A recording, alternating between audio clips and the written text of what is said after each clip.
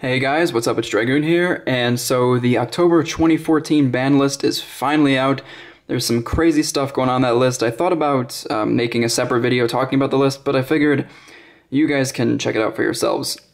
I've been wanting to update my Gusto deck for quite some time now, and now that the list is out, I can finally do it without having to worry about any of my cards or my deck changing too much. So I'm not going to waste any time, and I'm going to go ahead and just get into the deck. So if you're not familiar with Gustos, I do have the initial first video, which will have, I'm sure, more explanations in it than this one does, because this one just has some corrections to make the deck flow a bit better, and basically it just works really nicely. First up, you have the 3 Gusto Guldo, just your really good tuner monster, followed up by the 3 Gusto Eagle. So these are all the tuners in the deck. They all serve their own right. They protect you, they set you up, and they're amazing cards. Next up we have 3 Kamui Hope of Gusto. He gets you to these guys. So I figure I don't need too many explanations because, like I said, if you guys have any questions, you can always feel free to ask or check out the other deck profile. So it's him, and then we have the Double Winda. Kind of the worst Gusto monster in the deck, but still completely necessary. Her 1000 attack actually comes to be quite useful. And not to mention, this is the original Winda. We're not going to talk about that poser here that the Shaddolls have. We don't appreciate that. Yeah, she's good. She's necessary for the triangle loop with Guldo and Eagle. So that's where she comes into play. And then we have 2 Pitika, Descendant of Gusto. Definitely one of the best cards in the deck. Gives you access to big combo plays, and like I've said before, you really don't need more than 2. You can pretty much at any given time recycle this back into the deck, or keep it in the graveyard because you want it, or potentially even have it in your hand, which you don't usually want in your hand, especially not at the beginning, but there's no way you can just get by with a 1 in my opinion. So 2 Pitika. And the last Gusto monster is the 2 Calm Serenity of Gusto. Recycle all day, all the time. Just amazing. Shuffle the 2 Gusto monsters from your grave back in the deck and draw a card. Just gives you really unnecessary and good pluses. So, and the last monster is Thunder King Ryo. Once again, he really doesn't hurt this deck.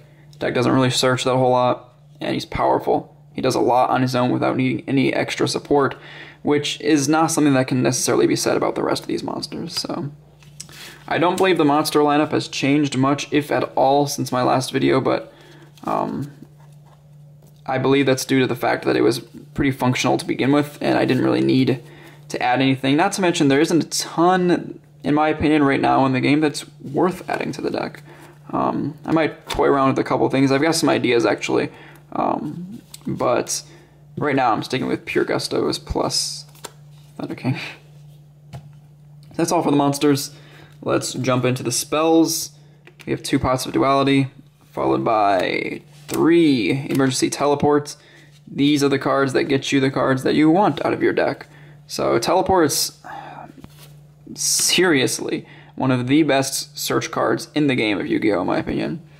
Because so many other cards they add from deck to hand, this special summons, that just gives it such another realm of power that's really great to have. A lot of speed. It boosts the deck up so much. There's a reason, like I've said before, that this card was at 1 at a time, and so super good.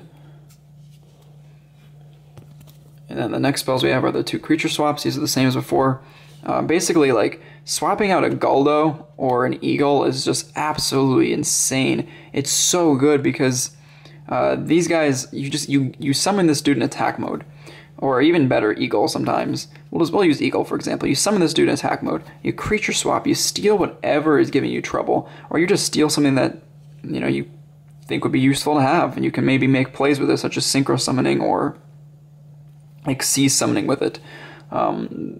Creature swap is best in decks that can utilize those monsters. Same with cards like Mind Control and things like that. I mean, I don't play that, but those sorts of decks are the ones that can utilize this card the best. And so you give them an Eagle. I'm just giving an example play. You give them an Eagle, you take something, you attack over the Eagle. Eagle's effect is going to activate. He's going to special a Gusto from the deck, and now Eagle's the combo piece. Eagle's can either special you a Winda, a Kamui, a Pitika, or Calm. Now if you want more damage, you can summon Calm, but you can make awesome plays by summoning a Pitika, and if you're going just for damage, you can summon an attack mode. And then Pitika is either, if you have both of these in the grave at this point, and you'll obviously have this one, Pitika is going to be able to get you back either one of these. So it gives you more damage to have. It gives you another potential defender, if you need it to be that way. And not only that, but it's going to give you a tuner. So you can immediately use your opponent's monster to make something else of your own that's going to provide you with more powerful plays later on in the game.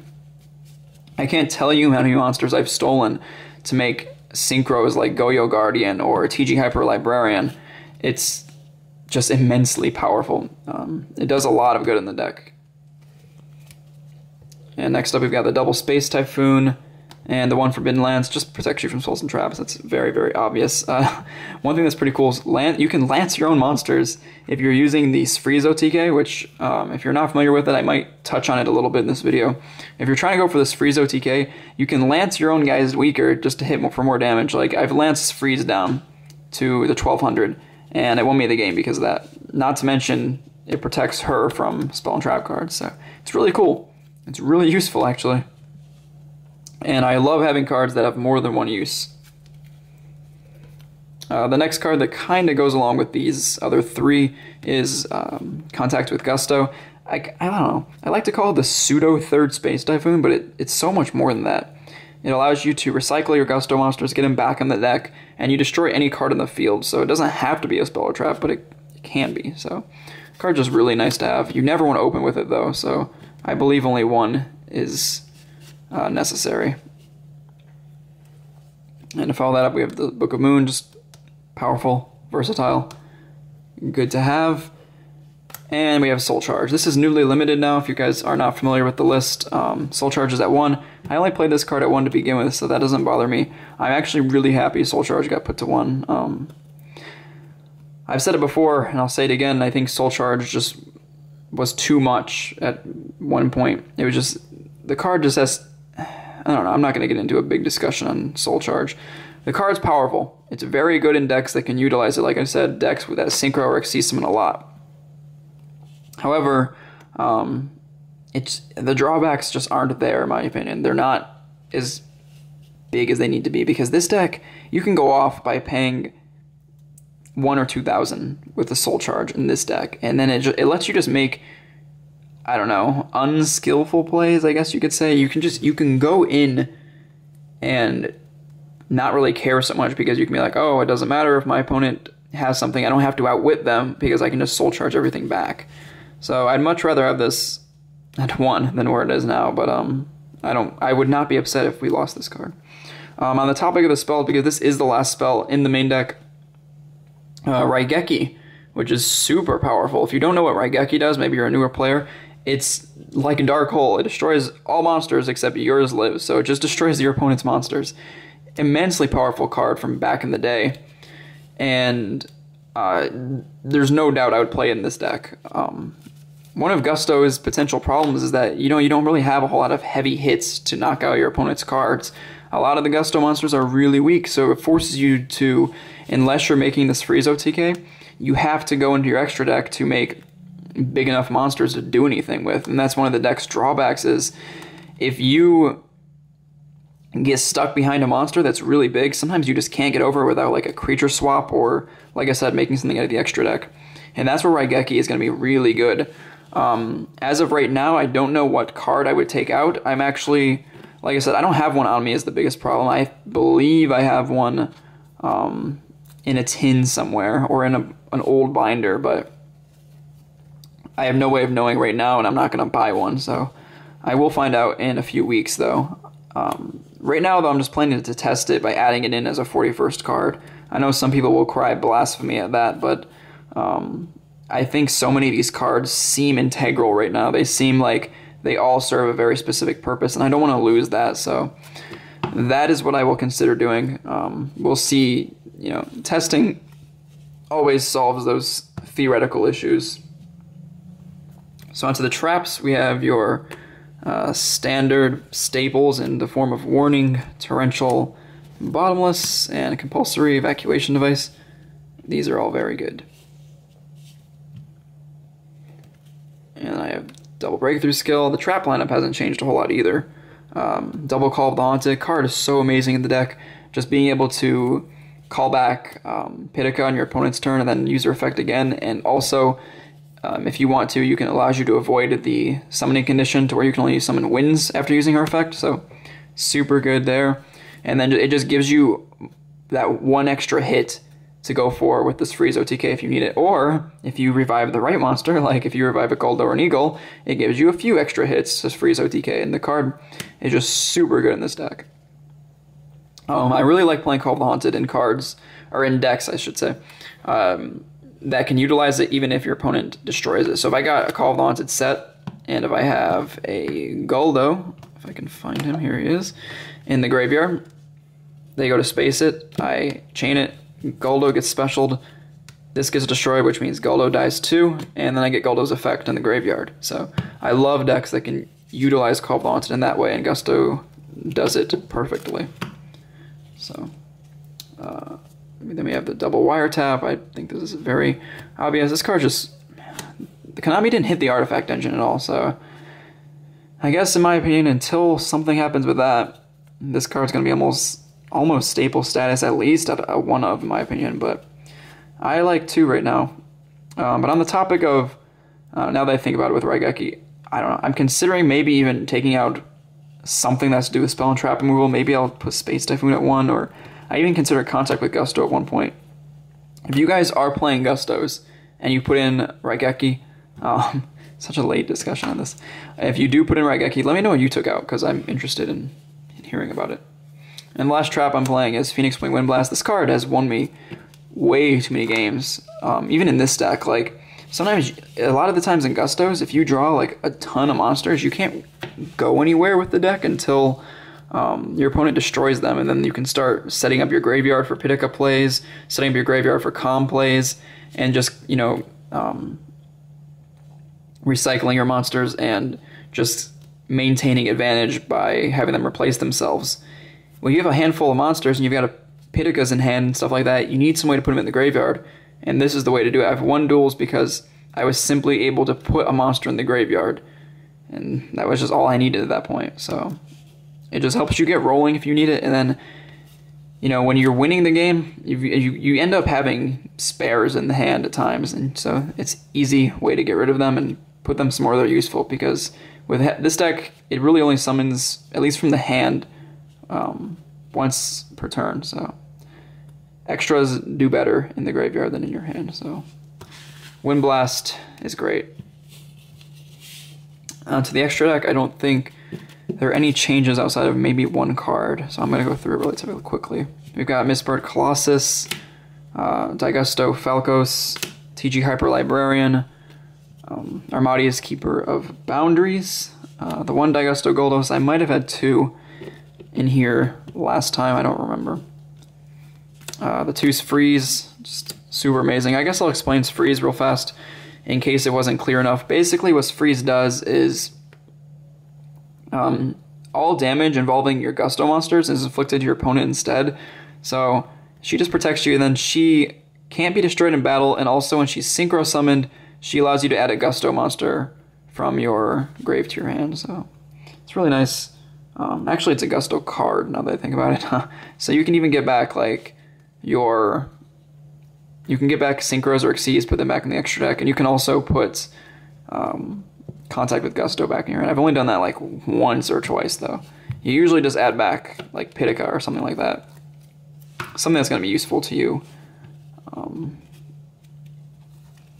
The next monster we have is Goyo Guardian. Card's very, very good. He's a little difficult to make because of the wind requirement involved in Pitika's effect, but it's not to say that he is unobtainable. Because when you can make him, and if you can start getting effects by just ramming over your opponent's monsters, he's big, he's 2800. He becomes super great to have, so I like playing this card.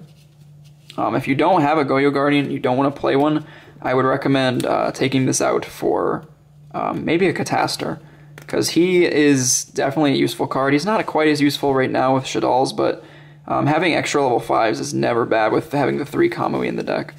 I go through level 5s at least a couple a game, provided you know, my opponent is making me make those plays.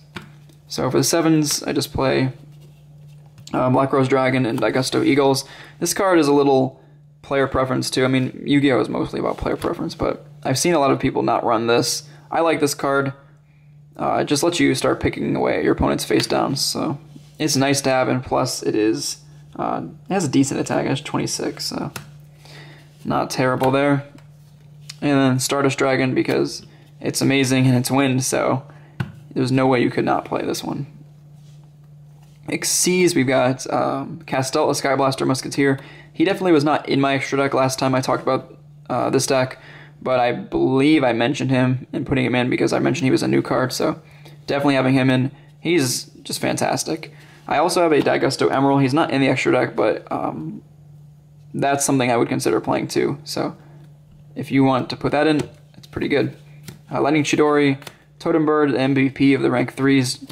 Card's amazing to have. Just blocking your opponent out with this card is so good because you can like clear their board and then summon a Totem Bird. So when they're top decking, either they top deck a monster bigger than this, which with my luck it happens, or they top deck into a spell or trap you instantly negate, and you keep going with your plays and eventually just win the next turn usually. So card's really good. If I could fit more than one, there's no doubt that I would. But the last level 3 is Levier, so her rank 3. Levier is really good. I don't get to bring this out as much as I'd like, but I know if I didn't put in a generic wind rank 3, it would end up coming back to haunt me. Because especially with like Burning Abyss and stuff like that, I can creature swap their stuff. I mean, as long as I can do something with it, it's good. So I can make a Levier and revive a banished monster. It works out nicely. It's really good to combo with this card. I remember I talked about this a little bit in my last video. It's just I want to have a generic of each of my Xyz. So I've got Castel and Levier for the 4s, and then I have the specific wins for Totem Bird and Lightning Chidori. So because I always want to have the options, and that's what matters the most. So that is the deck profile, you guys. I hope you enjoyed it. If you have any questions, like I said, be sure to comment and let me know. This video actually became a bit longer than I had planned, but that's perfectly acceptable. So I thank you guys for watching, and I'll catch you next time.